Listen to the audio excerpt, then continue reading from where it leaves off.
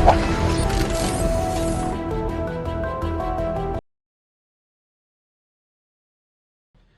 Hello viewers, welcome to நோயர் information channel. இன்னைக்கு நம்ம எந்த டாப்பிக்கை பற்றி பேச போகிறோன்னா ரேஷன் கார்டை பற்றி தான் பேச போகிறோம். ரேஷன் கார்டில் நிறைய குவைரிஸ் இருக்குது, நிறைய கொஸ்டின்ஸ்லாம் வந்து மக்கள் கேட்டிருக்காங்க. அந்த பாயிண்ட்ஸை தான் இந்த வீடியோவில் பார்க்க போகிறோம். வாங்க சேனலுக்குள்ளே போகலாம். வணக்கம். வணக்கம் ஜி, இப்போது ரேஷன் கார்டில் வந்து நோ கமாடிட்டின்னு இருக்குது அப்படின்னு சொல்கிறாங்க. அதை வந்து மாற்ற முடியுமா அப்படின்னு கேட்குறாங்க ஒரு நேரம். ரேஷன் கார்டில் நோ கமாடிட்டின்னா அவங்களுக்கு எந்த ஒரு ரேஷன்லேருந்து எந்த பொருளும் கொடுக்க மாட்டாங்க. ஸோ அதான் அப்படி இருக்கும். அதை வந்து அவங்க வந்துட்டு ரேஷன் கார்டை வந்துட்டு நார்மலாக அரிசி வாங்கக்கூடிய அட்டைதாரரை வந்து மாற்றிக்கலாம். மாற்றணும்னா ஃபர்ஸ்ட் அவங்க என்ன பண்ணணும்னு பார்த்துட்டிங்கன்னா அவங்களுடைய வருமான சான்று இன்கம் சர்டிஃபிகேட்டை ஃபஸ்ட்டு எடுக்கணும்.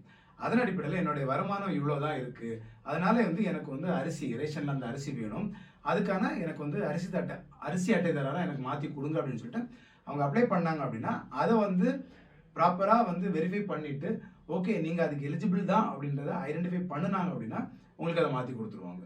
ஓகே. அதே மாதிரி இன்னொரு நேயரோட கொஸ்டின் என்னன்னா, ரேஷன் கார்டு அப்ளை பண்ண போறாங்க இ சேவை மையத்தில். அந்த இடத்துல வந்து பாத்தீங்கன்னா 5000 ரூபாய் லஞ்சம் கேட்குறாங்களாம். அப்போ எப்படி நாங்கள் அப்ளை பண்றது அப்படின்ற மாதிரி ஒரு கேள்வி கேட்டிருக்காங்க. இல்லை, இப்போ வந்து ரேஷன் கார்டு வந்து நம்மளே டைரக்டா கூட அப்ளை பண்ணலாம்.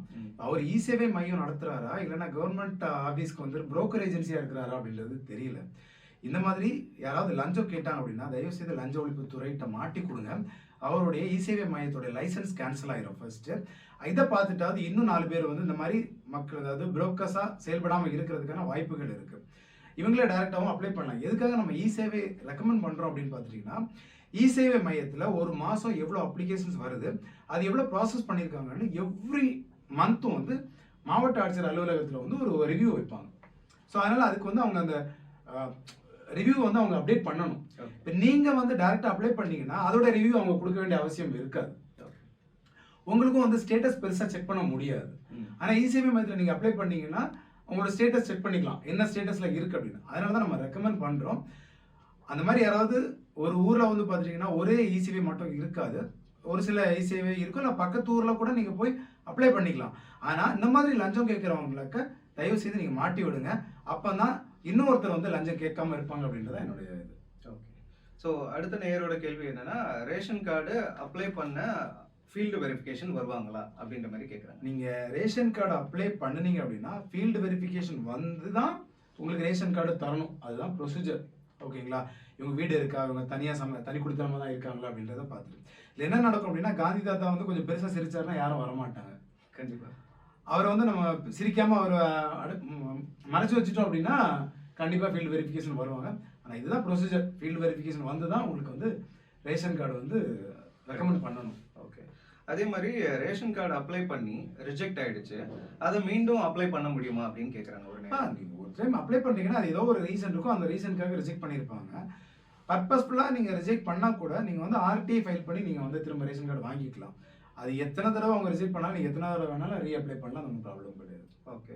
இன்னொரு நேரோட கேள்வி என்னன்னா, ரேஷன் கார்டு வந்து நேம் ரிமூவ் பண்ணிட்டாங்க, புதுசாக ரேஷன் கார்டு அப்ளை பண்ணியிருக்காங்க, அது வந்து ரிஜெக்ட் ஆயிடுச்சு. ஓகே, இப்போ ரிஜெக்ட் ஆயிடுச்சு, அவங்களால அப்ளை பண்ண முடியல, பழைய ரேஷன் கார்டில் அவங்க நேமை மறுபடியும் ஆட் பண்ணிக்கலாமா அப்படின்ற மாதிரி கேட்குறாங்க. நீங்கள் வந்து எதனால் ரிஜெக்ட் ஆச்சு அப்படின்றத பார்த்துட்டு சில வேலிட் ரீசன் அப்படின்னா உங்களுக்கு ரேஷன் கார்டு கிடைக்காது அப்படின்ற மாதிரி இருந்துச்சுன்னா நீங்கள் திரும்ப அதில் ஆட் பண்ணிக்கலாம், அது ஒன்றும் ப்ராப்ளம் கிடையாது. ஆனால் நீங்கள் உங்களுடைய பேரை ரிமூவ் பண்ணி எடுத்திருக்கீங்கன்னா you are the eligible for new ration card அப்படின்ற பட்சத்தில் அதுக்கு நீங்கள் எதுக்கு பழைய இதுக்கு போகணும், அதுக்கு நீங்கள் தனி ரேஷன் கார்டே அப்ளை பண்ணலாம், திரும்ப அப்ளை பண்ணலாம். ஓகே. அப்படி இல்லை எனக்கு பழைய ரேஷன் கார்டு விருப்பம் இல்லை, நான் எங்கள் ஃபேமிலியோட இருக்கிறேன் அப்படின்னா நீங்கள் அவங்க பழைய ரேஷன் கார்டு கூட உங்களோட நேமை ஆட் பண்ணிக்கலாம். ஓகே. ஸோ வியூவர்ஸ், இந்த இன்ஃபர்மேஷன் உங்களுக்கு யூஸ்ஃபுல்லாக தான் இருக்கும்னு நாங்கள் நம்புகிறோம். ஸோ தேங்க்ஸ் ஃபார் வாட்சிங் நோயர் இன்ஃபர்மேஷன் சேனல். நன்றி, வணக்கம்.